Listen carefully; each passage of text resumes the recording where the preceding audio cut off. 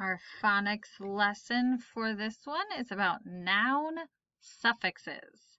Now, that's a couple of words. Let's review. So a noun is a person, place, or thing. A suffix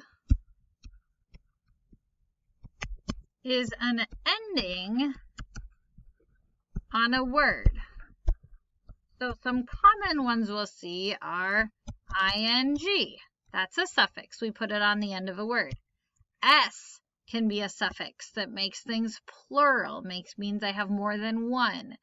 So I can have prefixes you might have heard of that are on the beginning. A suffix is an ending. It's put on the end of a word. And so we are going to talk about endings that get put on words to make them nouns. Say I have the word act. That's a verb. It's something that you do. You can act. Well, if I add on the ending of OR, okay, that's meaning a person who acts. So the suffix OR means a person who does that. So does the prefix of ant, A-N-T. Say I take the word assist, meaning to help, and if I put the suffix A-N-T on, that means someone who assists, someone who helps. So that A-N-T suffix is another suffix that turns the verb assist into a noun. You can also have the suffix ER, similar to OR. If I turn the word build, a verb, into builder, someone who builds. Again, this is a noun. It is a person. Now, this next one, ERY, you might not think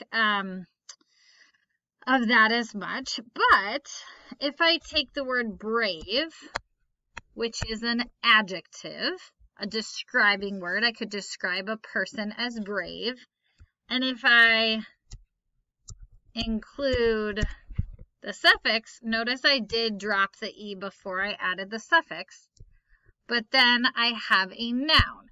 Bravery is an idea thing, and nouns can also be ideas. It's still a thing, just not a thing I can hold in my hand. So ERY is another suffix that means the word is a noun. The last one we're going to talk about for this lesson is ology, which means the study of. So if we have biology, sorry, my pen's being weird. Bio means life. So biology is the study of life or the study of living things. Again, it is a noun. Again, kind of an idea thing, not like a thing I can hold in my hand. All right?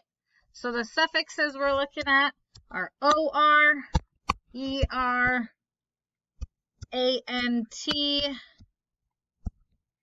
ERY, and OLOGY. So that is what you'll be looking for on your list. That's what you are underlining in each word. You can choose if you want to do both halves or if you just want to do one of the halves.